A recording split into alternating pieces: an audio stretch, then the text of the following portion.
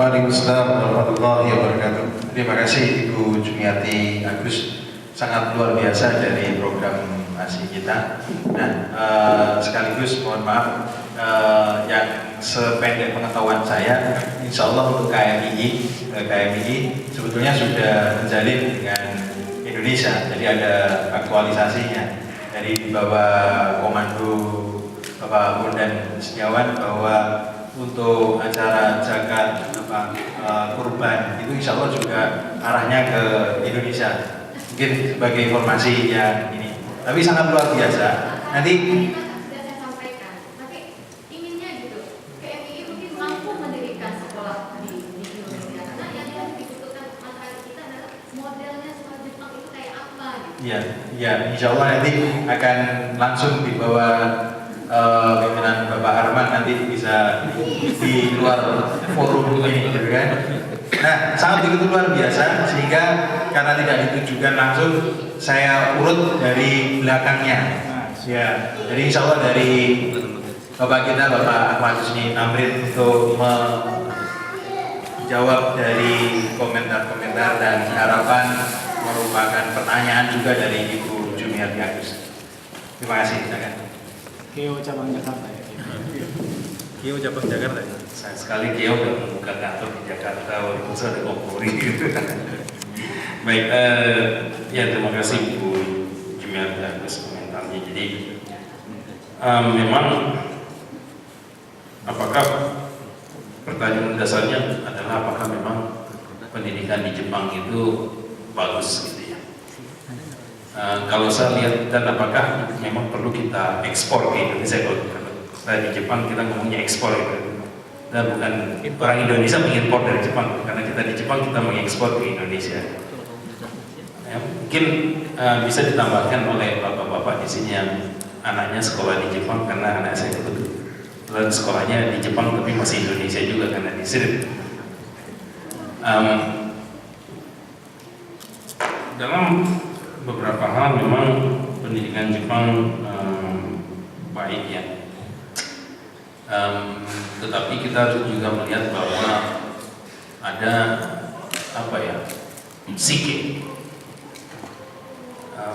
bawah sadar di masyarakat Jepang, bukan sekedar bawah sadar tapi memang sudah ditampilkan semuanya adalah satu kalimat: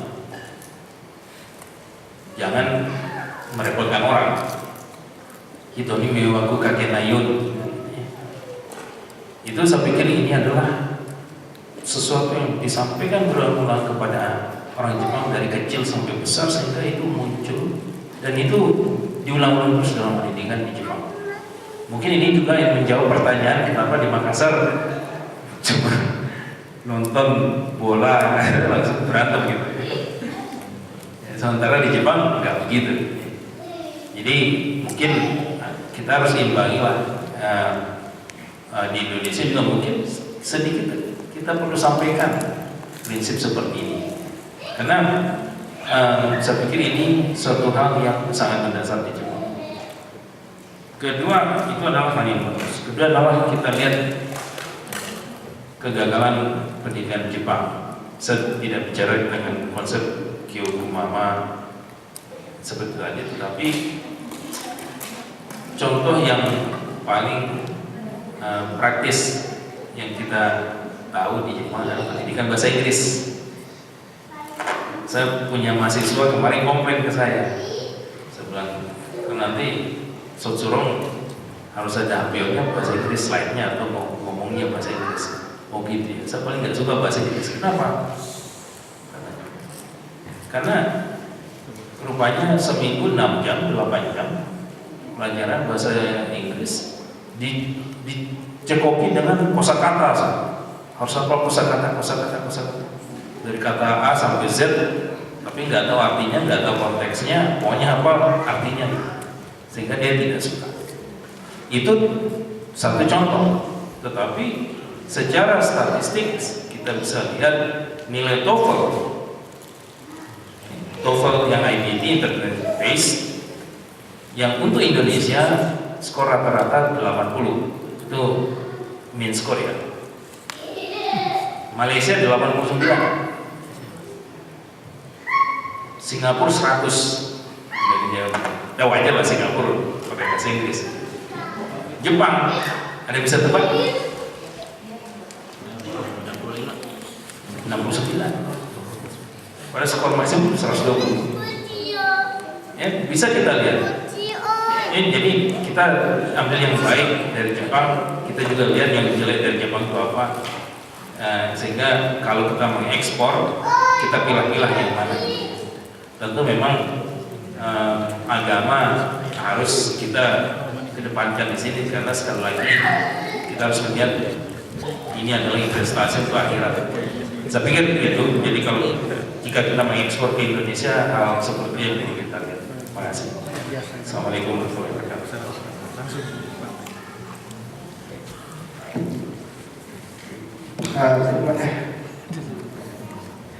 Terima kasih.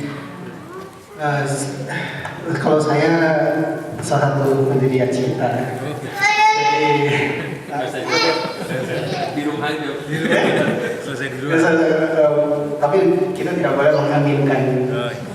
Begitu. Sebenarnya Acita itu didirikan atas kepedulian terhadap pendidikan di Indonesia. Ternyata sampai saat ini juga banyak sekali screening dari penduduk dari masyarakat Indonesia di tanah air tentang kekhawatiran akan sistem pendidikan Indonesia. Maka itu diskusi kita dipanggil oleh Bapak Presiden, kemudian dilakukan di Dewan Pertimbangan Presiden, kita diskusikan semuanya, kita sampaikan semuanya unek-unek. Bukan berarti kita mengagung-agungkan pendidikan di Jepang. Bukan, karena ACI kita bukan Jepang aja, karena ACI kita itu juga ada di Amerika, cabangnya ada di Eropa juga, ada di Australia, di Mesir, di Arab Saudi, di Turki, dan di mana-mana ada cabangnya itu. Dan itu membernya ada ribuan. Dan semua ide-ide daripada member itu kita tampung semua. Bagaimana sih sebaiknya pendidikan Indonesia dibawakan? Jadi kalau saya mengkomentarkan ini bukan itu, saya cuma ingin menambahkan. Tapi kita tidak mengagung-agungkan yang sistem pendidikan di luar, dan kita tidak menjelek-jelekan sistem pendidikan di Indonesia. Tapi tidak, kita itu adalah berpikir mau kemana kita akan membawakan negara kita itu untuk masa depan. Kita hanya diberikan umur Rasulullah cuma 63 kasih umur. Kita saya udah 40 kayak gitu. Anak umur itu udah sedikit kayak gitu. Jadi yang akan meneruskan negara itu adalah anak-anak kita, cucu-cucu kita. Maka itu lebih baik kita memberikan sistem yang terbaik buat anak-anak kita. Mumpung kita ada di luar negeri ini gitu ya. Jadi kita bisa mempelajari semuanya dengan baik. Yang baik kita ambil, yang buruk kita buang, dan kita implementasikan di Indonesia. Itu ada komentar saya. Terima kasih Bu Jumiati. Kita memang ada dilema ya. Dikbud ini jadi sansak namanya akhir-akhir ini, apalagi dengan UN. UN ini sangat debatable, banyak sekali persoalan.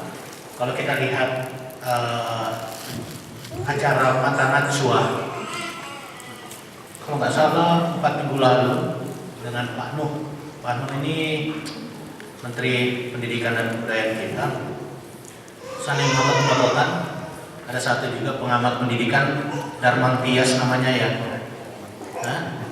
Ya. Jadi saling ini nggak tahu yang mana yang benar, tapi yang jelas terus terang saya bahas dulu yang mengenai Sansak yang ini, yang UN. Sebetulnya kemarin kita ada kejadian, kebetulan ada ibu, saya nggak apa-apa saya ini ya. UN kita dari 3 orang anak di sini 1 orang yang nggak lulus. Ini kalau 3 orang anak, kalau di Indonesia jangankan 3 anak, 200 anak lulus semua boleh, bisa. Tapi terus terang saya angkat topi kemarin sama tim di Sri karena berani untuk tidak mengajarkan. sesuatu, sebetulnya bisa. Satu hari sebelumnya soal udah didapat, tinggal diajarkan. Kita tahu track record anak ini, diajarkan selesai. Apa yang terjadi di Indonesia pada saat UN, nggak usah jauh-jauh, lihat di BBM aja status itu kan, status BBM. Alhamdulillah, berdoa semoga anak saya lulus. Banyak sekali yang sudah, orang semua sudah sibuk, bukan guru, bukan anak, pokoknya seluruh negeri sibuk gara-gara persoalan UN. Yang persoalannya sederhana kalau menurut saya, karakter. Kita mau membentuk karakter, jangan mencontek, jangan, kalau nggak lulus ya nggak lulus, nanti aja tahun depan gitu diulangi sesuai dengan kemampuan. Sebetulnya itulah filosofi Yutori itu salah satunya, Pak. Jadi orang berlomba-lomba, anak ini menjadi investasi seperti yang dikatakan oleh tadi Pak Husni. Contoh besar aja di sini, SD, SMP, naik SMP masuk Juku, masuk bimbel itu kan, untuk dapat SMA yang terbaik. Ini kan sudah hitung-hitungan ini. Sudah ada hitungan rencana kerja apa namanya RKAKL gitu.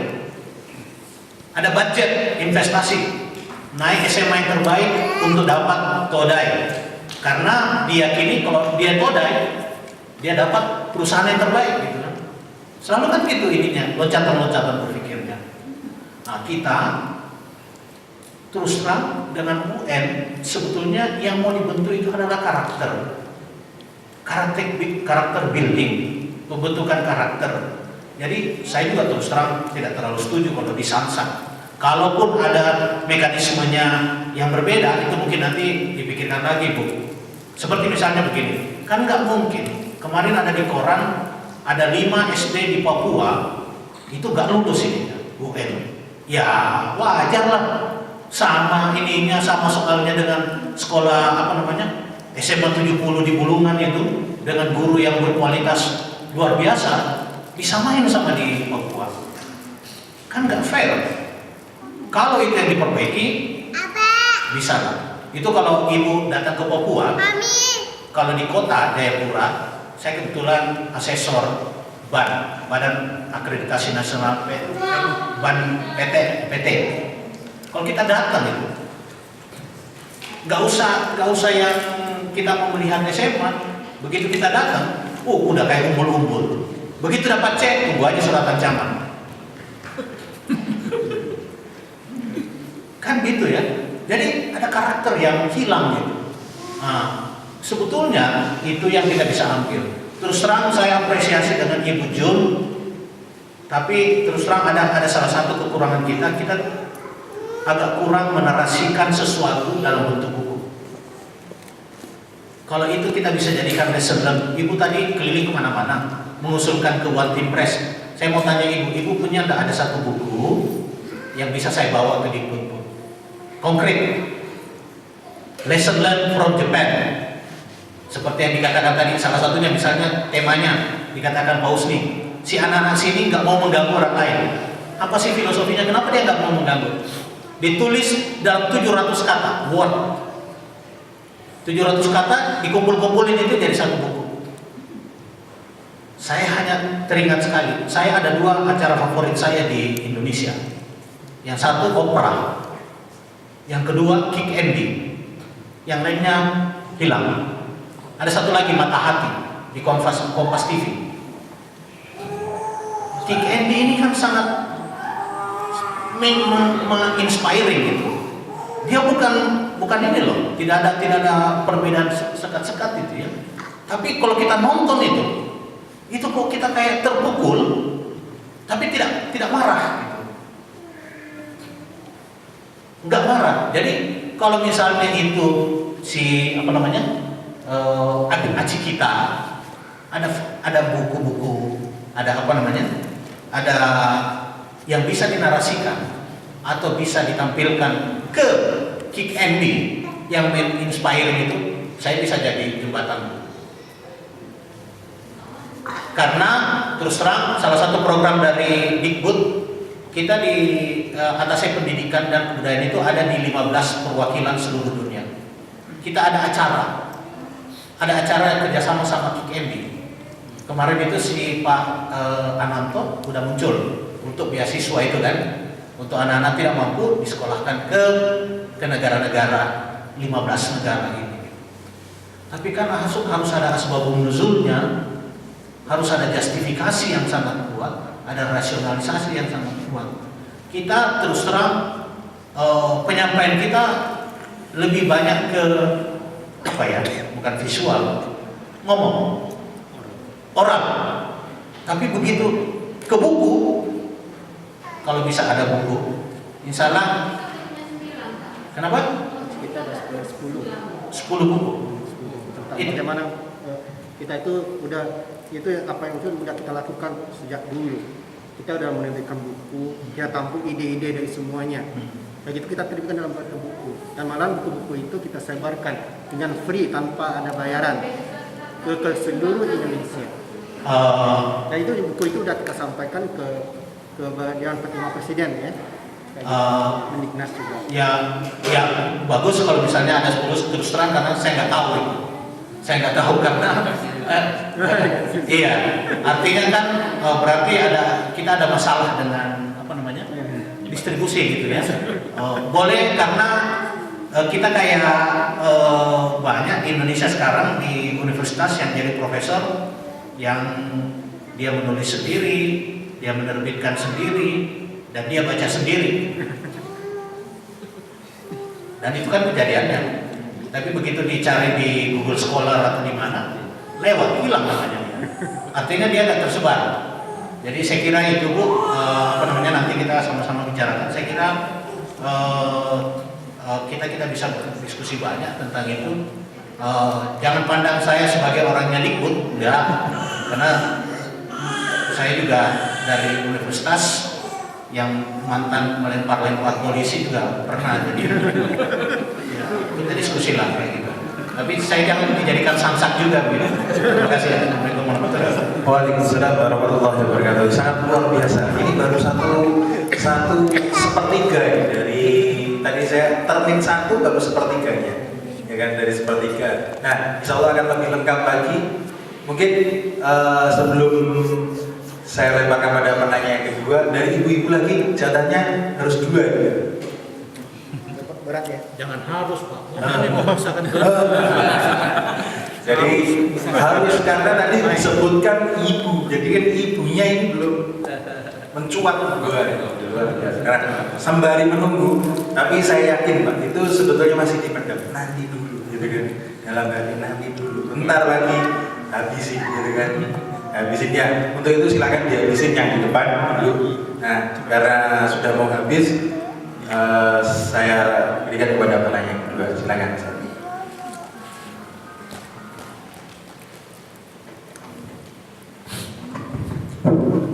Assalamualaikum warahmatullahi wabarakatuh. Nama Hendri, saya tinggal di Yokohama, kerja di Tokyo, di perusahaan Jepang. Untuk masing-masing pembicara, terima kasih atas penjelasannya. Mungkin setiap pembicara saya akan bertanya berbeda pertanyaannya. Yang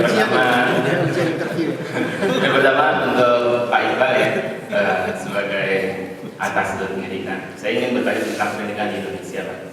Jadi beberapa pekan yang lalu saya berdiskusi dengan kakak gitu ya, tentang sekolah di Indonesia, misalnya SMA, dari SMP ke SMA misalnya gitu ya. Nah ternyata ada perubahan, di mana SMA di Jakarta misalnya itu namanya RSBI, jadi standar internasional ya, RSBI. Dan di Jakarta itu ternyata RSBI itu ada 10 misalnya, itu ujiannya tidak tergantung dari UN itu gitu. Jadi ujiannya di SMA itu sendiri, misalnya SMA 8, SMA berapa gitu ya, dan itu ujiannya bersamaan harinya, sehingga tidak bisa melamar ke RSBI 1, 2 dan lain-lain, jadi harus pilih salah satu. Nah, nanti setelah lulus misalnya SMA 8, kan saya dari SMA 8 Pak ya. Nah, terus RSBI misalnya, nah itu setelah lulus dia harus bayar sekitar 20 juta. Dan setelah itu tidak ada pembukaan lagi untuk masuk ke SMA 8. Dalam artian kalau mau masuk SMA 8 dia harus ujian RSBI di SMA 8, lulus harus bayar uang 20 juta. Nah saya membayangkan berarti di SMA 8 itu nantinya terkumpul orang-orang yang pintar dan kaya gitu. Jadi tidak ada kesempatan lagi orang-orang yang miskin tapi pinter bisa masuk malam itu tidak bisa. Nah kira-kira menurut Bapak kenapa ada fenomena di Indonesia itu orang berlomba-lomba membuat SPI itu ya, standar internasional, padahal guru juga nggak bahasa Inggrisnya nggak bagus juga kayaknya. Kenapa ada model seperti itu sekarang ini? Itu yang pertama Pak. Nah kedua untuk Pak Priagara, Pak Priagara ini siapa saya 1 tahun. Iya, yang mudah-mudah aja. Jadi Pak Prihadi tahun 91, 92 Pak ya, dari Jepang, saya tahun 93 di sini.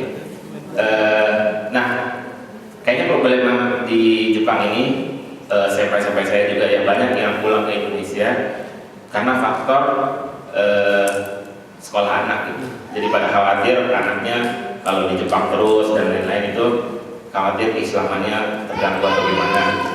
Mungkin sebagai senpai juga ya, ada trik-trik agar para ayah yang muda-muda ini betah di Jepang gitu ya. Jadi nggak pulang karena khawatir anaknya tidak bagus Islamnya gitu. Mungkin kalau ada trik-trik yang Pak Bria diterapkan di rumah ya, seperti apa agar bisa tetap di Jepang terus. Kemudian untuk Pak Husni ya, Pak Husni kan S1-nya di ITB ya, dan S2 S3 di Jepang. Nah kira-kira S1 di Indonesia dengan S1 di Jepang itu mana yang lebih bagus? Mungkin nanti bisa jadi masukan bagi saya ya, anak saya sekarang kelas 6 SD masih sih, tapi tinggal 6 tahun lagi soalnya kan kuliah ya. Kira-kira masuk S1 di Indonesia atau di Jepang gitu bagus sih. Mungkin itu ya Pak. Terima kasih. Terima kasih Mas Hendri. Setahu saya seluruh Indonesia itu ada UN termasuk RSPI. Jadi RSPI itu memang betul yang dikatakan, karena sebetulnya sekolah Indonesia yang berbahasa Inggris, bukan yang berkurikulum internasional. Masih ada terlalu tipis ini, bedanya. Tetapi sebetulnya ada niat yang bagus, seperti yang disebutkan tadi. Kalau yang satu orang 20 juta, sebetulnya dia mensubsidi beberapa orang yang mampu, tetapi secara ekonomi nggak mampu. Hanya nggak dijelaskan. Jadi idenya itu dulu seperti BHP, Badan Hukum Pendidikan, yang dianulir oleh Mahkamah Konstitusi. Iya, salah satunya karena Darmaning Tias, salah satunya. Jadi dulu itu adalah BHP itu, masa anak gubernur, ini contoh ada ya, di Unhas, anak gubernur sama anak tukang becak sama SPP-nya, sama 750.000 rupiah. Siapa yang disubsidi? Siapa yang disubsidi? Orang-orang kaya atau orang-orang yang miskin? Orang nggak mengerti aja waktu itu. Nah, tapi memang ada yang kebablasan, Jadi yang diterima anak-anak yang diterima masuk dengan membayar itu namanya jalur non subsidi, jalur mandiri, nggak disubsidi. Masuk itu nggak boleh lebih dari 30% misalnya. Tapi terus terang ada satu universitas di Jakarta yang sangat terkenal, dia menarik 80% dari orang-orang yang punya duit ini. Dia nggak buka untuk orang-orang yang nggak punya duit. Padahal amanah di BHP mengatakan 30% paling banyak. Sehingga bayangin kalau 30% dari jumlah 1.000 misalnya yang mau diterima, kali 100 juta ada 3M yang bisa disubsidi orang-orang yang tidak mampu ini. Tapi kan nggak kelihatan kemarin. Udah dijelasin berapa kali. Sama dengan RSPI, modelnya sama kayak begitu. Jadi ada improving. Saya dengar RSPI mau di ini lagi, mau dievaluasi,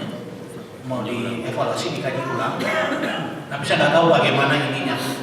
Yang jelas sebetulnya mereka hanya ingin menyamakan standar gitu ya. Mencoba untuk mengencourage anak-anak untuk, karena sebetulnya kalau kayak di Jakarta seperti yang dikatakan Pak Husni, Bapak kemana Pak? Ke sekolah yang top itu Pak? Bangun Minggu gitu. Bukan yang sekolah terkenal namanya. Ada Jubili. Iya. Nggak pernah dengar kan? Nggak pernah dengar. Tapi masuk ke situ ratusan juta kan? Dengan orang iya, kaya. dengan orang kaya gitu.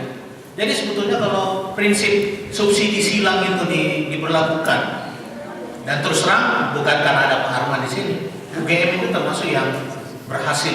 Makanya di tempatnya Pak Arman sekarang masih BHMN, Badan Hukum Milik Negara. Mahkamah Konstitusi tidak berhak untuk memberhentikan dia. Kenapa? Karena dia Kepmen, bukan undang-undang. Gitu ya Pak Arman ya? Sudah enggak? Transisi sekarang ya. Transisi ke undang-undang perguruan tinggi yang baru. Yang undang-undang perguruan tinggi yang baru itu sebetulnya sama dan sebangun dengan BHP, hanya ada pengurangan sedikit. Nggak bisa lagi kan, nggak bisa MK sudah memutuskan BHP nggak boleh, ya cari nama baru. Tapi syarinya berbeda, syarinya sedikit ada sehingga standar. Karena di dalam itu disebutkan bahwa semua universitas PTS, PTN wajib menyediakan beasiswa sebesar 20%. Siapa yang membakar jenggot kemarin yang 20%? Swasta. Kenapa? Karena kalau dia nggak menyediakan beasiswa buat orang tidak mampu 20%, tutup ininya universitasnya. Kan sebetulnya itu yang mereka lakukan. Karena dia nggak mau ngasih beasiswa 20%. Dia mau narik, tapi nggak mau ngasih. Gitu kira-kira ininya ya. Oke, terima kasih Mas Henry. Jadi nggak usah khawatir, masuk aja saat di mana-mana bisa saja. Pertanyaan terkait pada saya tentang sekolahan. Itu jangan khawatir juga. Jangan khawatir juga. Saya udah 20 tahun di sini ya, di Jepang. Gitu. Dan keluarga yang punya anak 3 orang. Dan kebanyakan dari angkatan saya itu udah pada pulang semua. Dan udah ada juga yang mau jadi calon pejabat gitu ya. Kayak gitu. Jadi udah banyak pulang dan banyak berkarir di tanah air. Pada prinsipnya, pada umumnya ya mereka itu seperti yang disampaikan oleh Pak MD, itu adalah masalah pendidikan anak, masalah keislaman. Itu sebenarnya masalah ya kita semua juga punya masalah. Kalau bagi kami itu adalah terletak pada orang tua sendiri. Orang tuanya mampu memberikan masukan agama ke anaknya tidak. Soalnya kalau misalnya mampu dan itu kalau misalnya kalau di Indonesia bisa masuk ke madrasah atau pesantren atau apa itu kan. Kalau misalnya orang tuanya bisa menjembatani hal tersebut, menurut saya sih bisa aja nggak masalah. Tapi kemudian orang tuanya harus bisa mengarahkan anak-anaknya, memberikan masukan, ya pendidikan tadi gitu ya. Karena di sini juga kalau dilihat lingkungan kayak itu Indonesia mana lebih baik lingkungan anak-anak Indonesia atau lingkungan anak-anak di Jepang kayak gitu, itu sama pendukung kayaknya kalau yang di Indonesia lebih kompetitif ya, kayak gitu lebih kompetitif. Dia negatifnya itu banyak sekali kayak gitu, luar negatif kalau dibandingkan dengan di Jepang. Menurut saya kayak gitu aja, tergantung orang tuanya. Silakan Mas. Perbedaan S1 di Indonesia dengan di Jepang. Saya agak sulit membandingkan pengalaman yang saya punya lulus S1 tahun berapa ya? abad lalu ya. Karena kita sekarang abad 21, saya lulus S1 abad 20 gitu ya. Dengan S1 di abad 21. Mungkin ada beberapa hal yang perlu saya sampaikan di sini. Adalah pertama, artinya memproyeksi yang kemarin itu agak sulit untuk sekarang. Karena begini, untuk yang kita akan hadapi 6, 7, 10 tahun ke depan, bisa jadi Indonesia akan lebih maju daripada Jepang.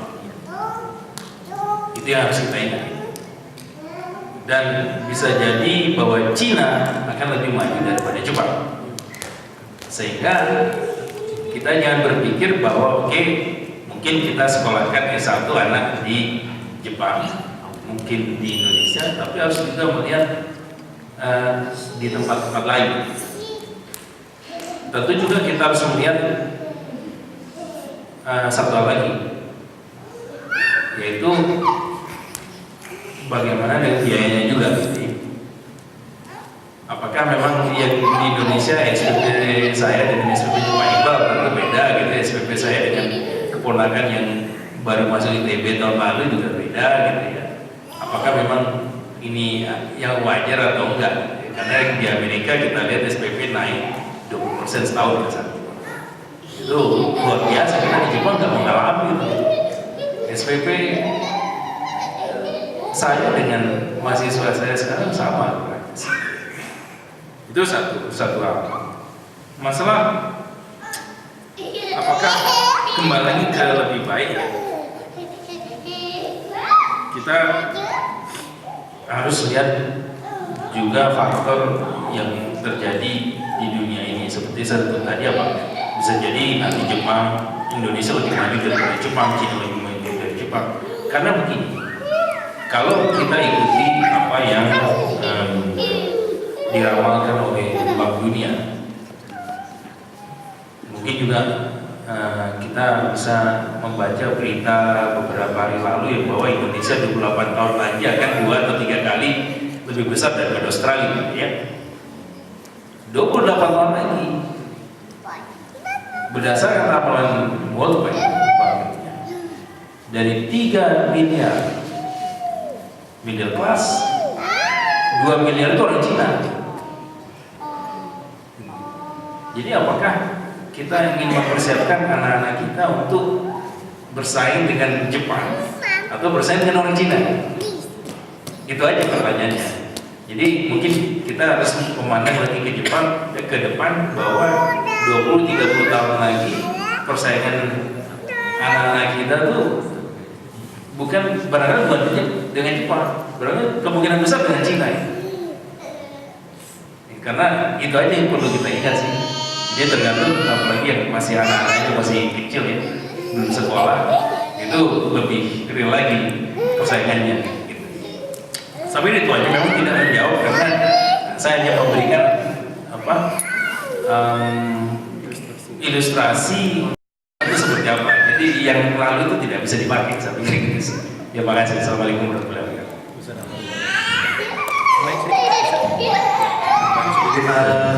Terus terang kemarin kita ada forum diskusi di Bud ya.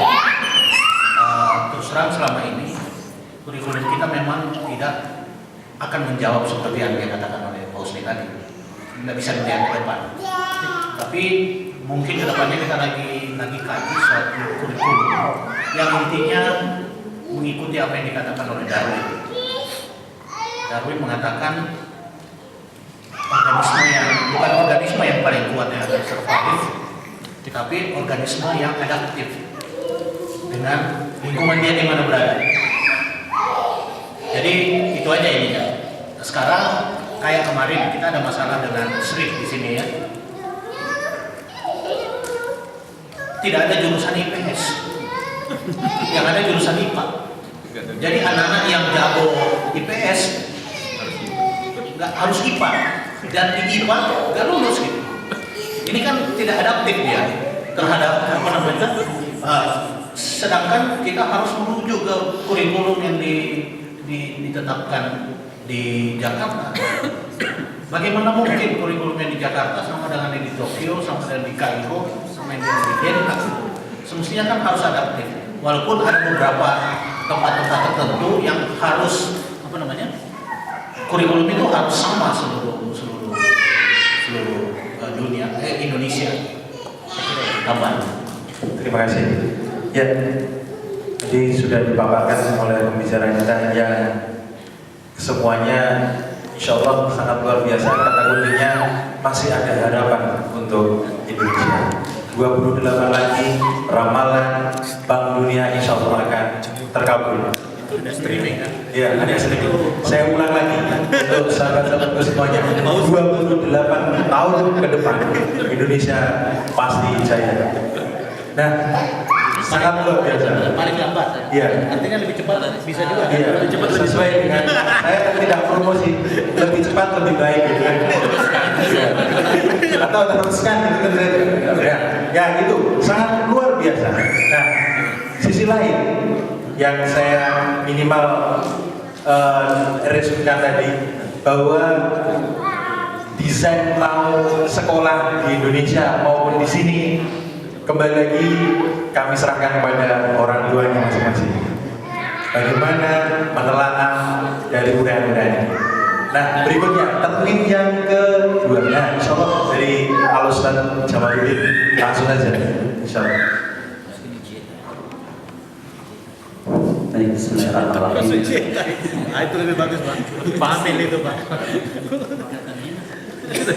Assalamualaikum warahmatullahi wabarakatuh. Nama saya Jamal Pak. Saya guru di Sri sini. Sebelumnya saya di komunitas sekolah alam di Indonesia. Saya baru 1,5 bulan di sini. Saya tidak bertanya, hanya menyampaikan unek-unek saja gitu. Ada sebuah ayat atau wanti-wanti Allah kepada kita semuanya di dalam surah An-Nur ayat 9. Saya bacakan.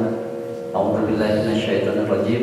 Wal yakhshal ladzina law taraku min khalfihim dzurriyyatan di'afan khafu 'alaihim falyattaqullaha wal yaqulu qawlan sadida. Kira-kira terjemahan bebasnya, hendaklah kita merasa takut dengan apa yang akan ditinggalkan kepada anak-anak kita, khawatir dengan generasi yang lemah. Mungkin lemah nanti bisa diartikan sangat panjang ya. Dan mereka akan senantiasa takut dengan kondisi yang dihadapinya. Falyattaqullah, maka hendaklah bertakabur kepada Allah, wal yaqulu, dan berkatalah dengan ucapan yang benar. Yang kedua, dari pernyataan yang lain, kami di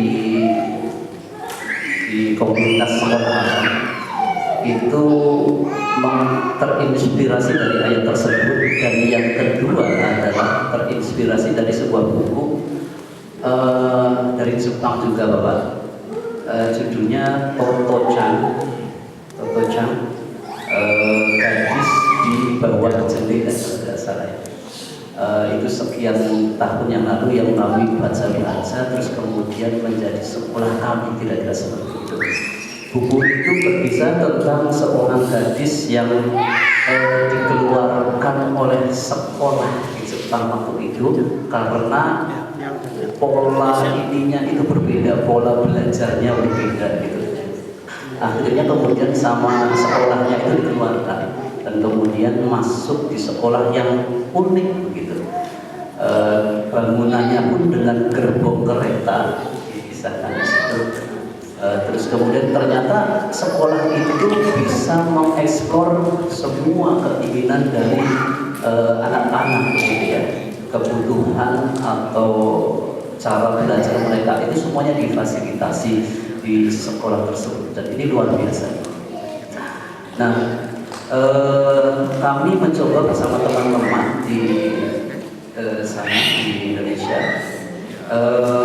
pengen mengembalikan idealisme pendidikan ini. Sebetulnya bukan sesuatu yang baru saya pikir, karena memang katakanlah dari sisi 3 domain pendidikan gitu ya, ada afektif, psikomotorik, dan kognitif, itu pengen kita berikan kepada anak-anak kami. Kami ini baru melangkah di tingkat pendidikan dasar, belum sampai ke pendidikan tinggi gitu ya. Nah, kita ingin menyentuhkan anak-anak kita itu dari 3 aspek itu yang selama ini, mohon maaf, barangkali juga saya merasa masih di sisi kognitif saja di sekolah-sekolah kita yang ada di tanah air gitu ya. ketika saya datang ke Indonesia, ke Jepang ini 1,5 bulan yang lalu, kami juga merasakan bahwa di sini malah lebih konvensional dari sebelah kami gitu, di sini gitu ya. Artinya di sana kami harus mencoba sesuatu yang baru yang kami anggap ini lebih Jepang, tapi di Jepang ternyata lebih Indonesia daripada kira-kira seperti itu. Nah, salah satu yang coba kita bangun di sekolah itu adalah umpamanya dengan ujian-ujian yang ada di sekolah, kami lebih percaya kepada ujian yang diselenggarakan oleh sekolah kami atau soal-soal yang diberikan ke anak-anak kami itu adalah soal yang diberikan oleh guru kami gitu. Karena yang tahu proses selama dalam pembelajaran dalam kurun waktu tertentu itu adalah gurunya, bukan soal dari dari dinas gitu ya. Nah, tapi kemudian alhamdulillah juga sekolah kami juga bisa berkompetisi dengan sekolah-sekolah yang lain gitu. Artinya itu bukan berarti kami juga menjadi underdog di wilayah kami, tetap bisa muncul gitu. Nah, barangkali nanti ada masukan dari bapak-bapak sekalian barangkali model-model pendidikan yang ada di Jepang atau di dunia yang lain gitu ya, untuk kami bisa memberikan pandangan untuk teman-teman di Indonesia. Itu saja saya kira. Terima kasih. Assalamualaikum warahmatullahi wabarakatuh. Waalaikumsalam warahmatullahi wabarakatuh. Terima kasih Pak Camat. Jadi sebetulnya bagaimana? Jadi ada 3 aspek: kognitif, psikomotorik, dan afektif yang coba untuk diramu dari sedikit dari teman-teman di Pak Jamal. Bagaimana ya? Mungkin dari pengalaman Pak Iqbal yang di Amerika dikombinasikan dengan Jepangnya juga plus dengan Indonesia asli, kemudian dari Pak B dan maupun juga dari Pak Rusni. Silakan. Terima kasih Pak Jamal. Kan sebetulnya kita sudah bisa lihat dengan kasat mata sendiri. Nanti karena Bapak 1,5 bulan, nanti ke depannya akan lihat.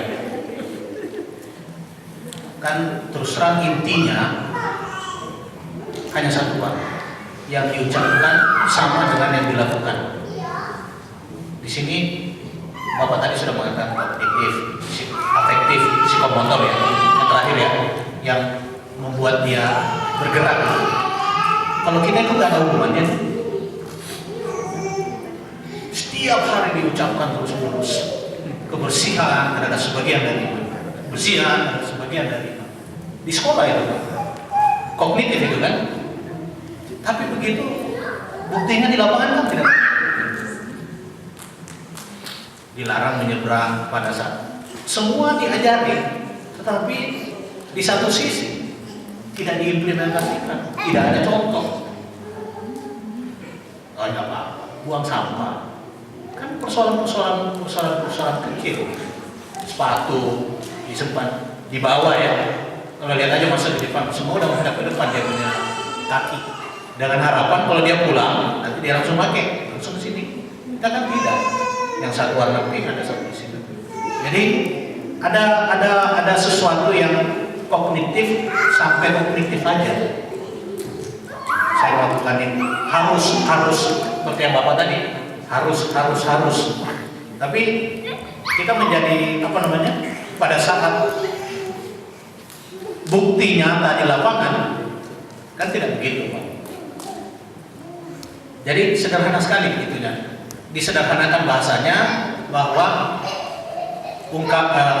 pernyataan itu tidak sama dengan tindakan. Itu kalau di Sipen Maru itu Pak, A benar, B benar, tidak ada hubungan. Pernyataan benar, sebab benar, tidak ada hubungan B itu Pak. Jadi kita dapat B, tidak ada hubungannya sama sekali. Jadi itu yang kadang-kadang saya ternyata pendidikan agama kita tidak ini. Saya mungkin nanti di-sharing sama ini aja. Karena sama sekali tidak ada hubungan antara yang ini dengan yang ini. dia berdiri sendiri-sendiri. Jadi selama kurang lebih 13 sampai 14 tahun, ngapain kita? Apa yang kita dapat dari lingkaran ini? Mungkin itu sama yang disebutkan tadi oleh Pak Husni. Anak Jepang bahasa Inggris terus menerus gitu, tapi kok nggak bisa ngomong gitu. I wanna go to school, itu kayaknya ada perasaan berat sekali waktu mau mengatakan I wanna go to school, susah gitu. Kira-kira begitu adanya. Ya komentar dari saya. Pak Husni, silakan. Ya memang apa ya? Kalau masalah kurikulum standarisasi, saya pernah menonton acara di TV Jepang, di variety show, meliput sekolah SD di Cina. Kalau kita lihat yang namanya standarisasi, betul-betul apakah itu kita bilang standarisasi atau homogenisasi yang pas, yang mana saya nggak paham. Tapi begini, anak sekolah mulai jam 7, ini bagus ya, dimulai dengan olahraga, semua wajib senam. Kita dulu zaman kita sedang kesegaran jasmani wajib itu, ya kan? Itu bagus. Nah, dalam rangka ini untuk standarisasi di Cina rupanya barangkali ini menjawab juga pertanyaan apa yang terjadi, apa perbedaan Jakarta dengan Papua. Sebelum kelas dimulai, si guru itu harus buka komputer. Hari ini pelajarannya seperti ini, soal contoh-contohnya itu ada semua, itu disediakan oleh Kementerian Pusat. Jadi standarisasi betul. Itu hal yang baik dari Cina. Ya, jadi saya tidak tahu di Jepang bagaimana, karena di Jepang yang sekarang justru terjadi, ini kembali lagi ke permasalahan mendasar pendidikan sebagai investasi dunia yang disebut sebagai monster parent. Pernah dengar ya? Monster parent dong. Jadi ada ilustrasi kemarin di Facebook, gambar di tahun 70-60-an, ada settingnya di kelas, guru, si anak SD, orang tua, ini dapat F.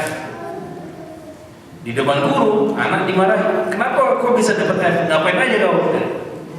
Tahun 2000, tahun 2000-an masih setting sama. Gurunya dimarahi. Kok apain anak saya sehingga dapat F? Nah, itu hal yang lain yang kita harus perhatikan. Jadi barangkali di sekolah alam juga sudah bisa mendidik orang tuanya supaya tidak memarahi guru. Mudah-mudahan gitu ya. Mudah-mudahan distrik juga begitu gitu. Jadi kalau ada anak nilainya jelek, jangan gurunya dimarahi, anaknya dulu dimarahi. Ini penting ya. Jadi karena jangan sampai kita pendidikan, karena kita semua melihat pendidikan sebagai investasi dunia, kita menciptakan monster parent. Itu jadi masalah sosial sekarang di Jepang. Di luar negeri pun begitu. Jadi ada teman saya guru SMA di Keio. Begitu melihat gambar tersebut, wah jadi monster parent bukan cuma fenomena di Jepang ya. Itu barangkali sudah terjadi di Indonesia. Ini karena memang pola pikir yang berubah gitu. Atau karena dunia semakin kompetitif jadi begitu. Untuk sekolah alam saya apresiasi dengan gayanya ya. Saya juga melihat ada sedikit kemiripan dengan filosofi di kampus tempat saya sekarang. Jadi kalau dalam bahasa Jepangnya itu mondai hakken mondai kakitsugata, itu gaya pendidikannya. Jadi bahwa semua informasi, semua pengetahuan itu sudah bertebaran di mana-mana. Yang orang perlukan adalah kemampuan untuk melihat isu, ya, mencari isu apa yang terjadi, dan mengumpulkan informasi dan pengetahuan itu diserap di dirinya, dan dia harus memberikan solusi. Itu yang filosofi di kampus saya seperti itu. Jadi saya pikir sekolah alam juga ada pendekatan-pendekatan seperti itu. Anak-anak disuruh melihat langsung, merasakan seperti apa. Misalnya jangan sampai kayak anak-anak kita mungkin kalau sudah terlalu di kota gitu ya, disebut ini dari buah saya pohon pinang gitu kan, pohon pinang itu kayak apa gitu, cari di internet itu bisa jadi. Tapi kalau kita melihat punya pengalaman sendiri, pengalaman lapangan tentu berbeda gitu ya. Jadi saya apresiasi dengan sekolah alam hal seperti itu. Jadi saya pikir konsep seperti itu bagus, dan memang guru-guru memang perlu memberikan pengalaman lapangan. Jadi jangan sampai hanya melihat buku-buku, tetapi tidak punya pengalaman lapangan, nggak kaya gitu. Jadi hanya berkutat di teori dan semacamnya. Jadi saya pikir itu sekolah alam, saya pikir bagusnya dan terletak di situ. Tinggal bagaimana sekarang diteruskan di afektifnya ya. Saya pikir itu yang penting sekali. Assalamualaikum warahmatullahi wabarakatuh.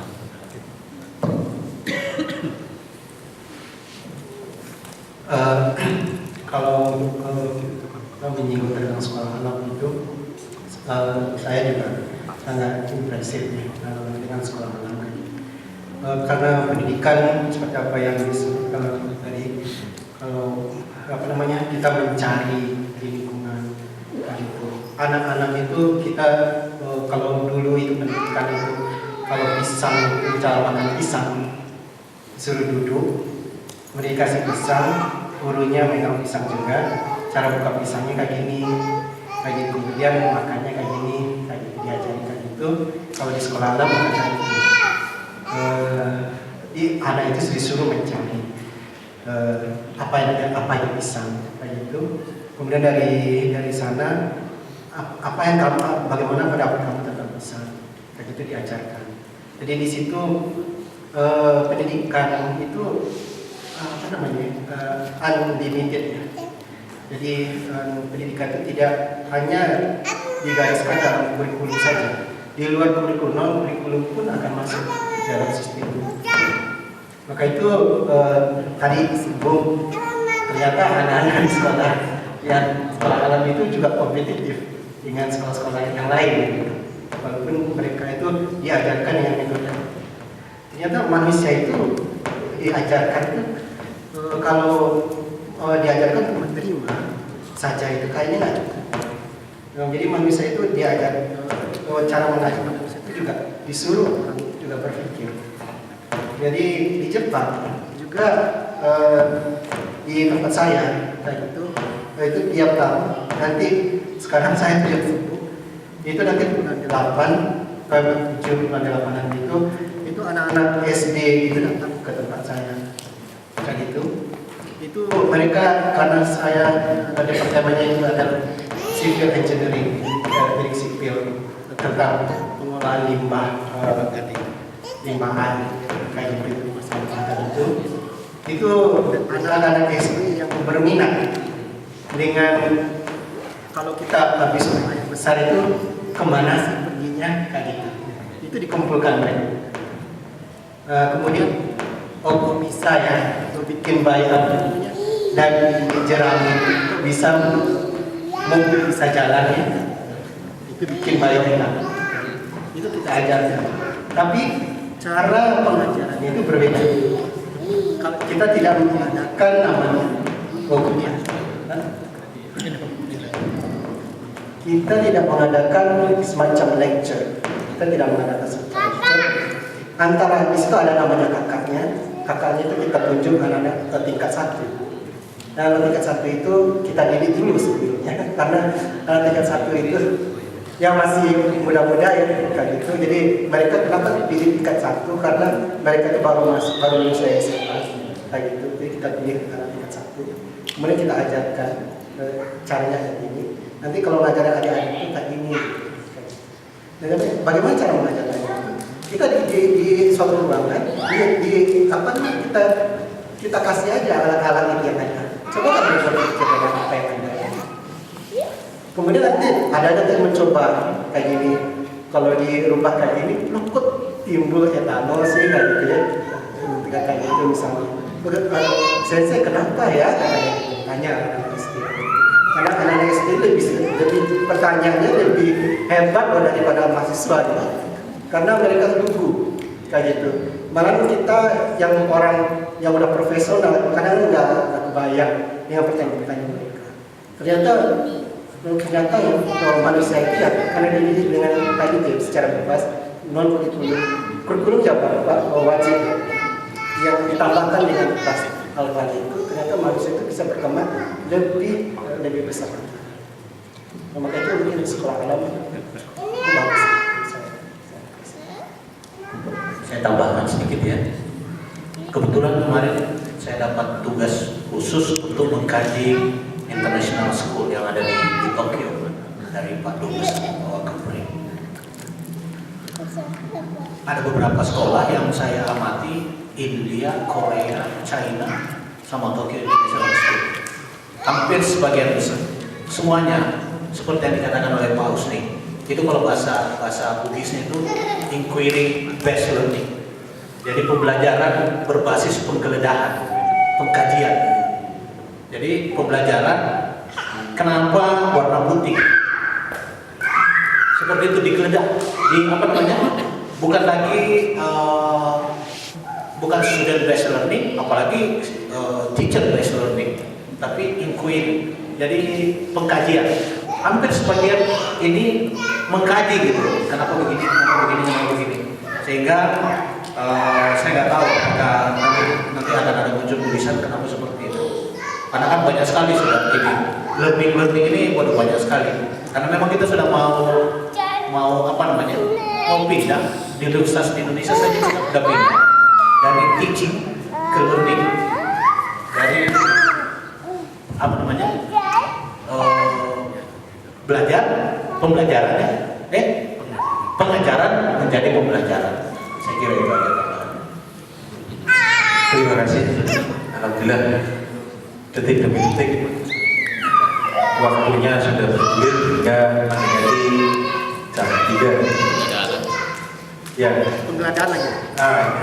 Karena ini sudah digeledah habis-habisan mulai jam 1 hingga digeledah hingga sampai jam 3. Alhamdulillah walaupun tidak terpuaskan karena memang bapak-bapak bukan merupakan alat pemuas gitu kan. Tapi alhamdulillah bisa dipuaskan dengan ya, insya Allah begitu.